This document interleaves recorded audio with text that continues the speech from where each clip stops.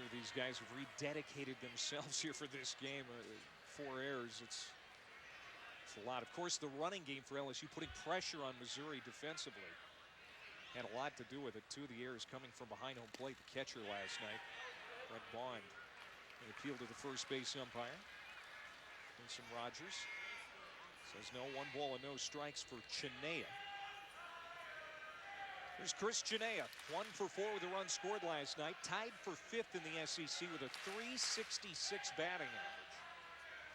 And he's 2nd in the SEC. He's got 70 hits coming into tonight. Cranks this one down the line. Coming in to score is Savek. On his way to 2nd is Chinea. An RBI double here in the 2nd inning, and LSU draws first blood.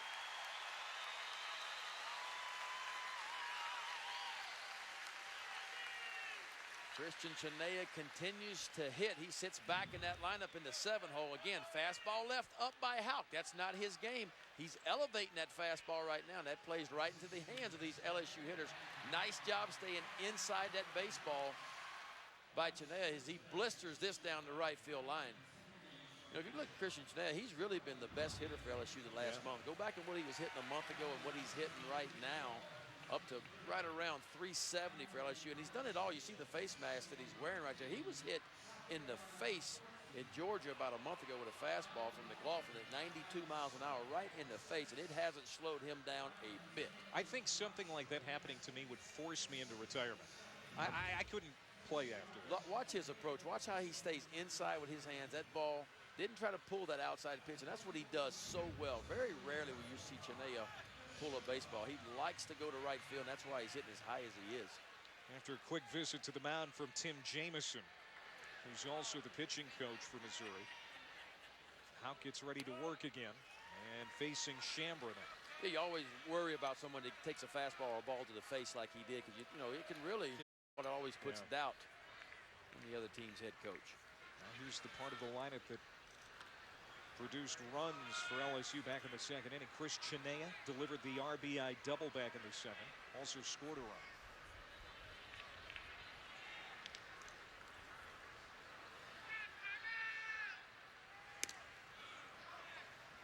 You know, you can sense already how much better a job Missouri is doing, both the pitchers and the catcher. Yeah. Plagas tonight holding LSU closer to the bases. Well, LSU really exposed Missouri last night. I mean, it wasn't fair.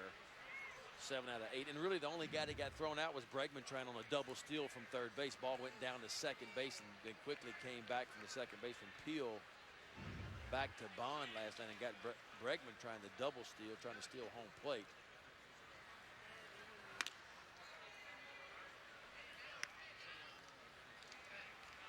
You know, Fraley's a guy, 14 steals out of 18 attempts. You know, LSU, anytime you got the lead, you're, of course, going to be more aggressive on the base pass.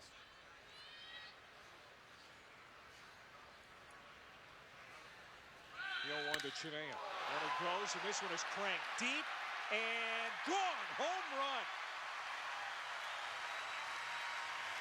A 2-run shot for Chinea. And it's 4-0 LSU.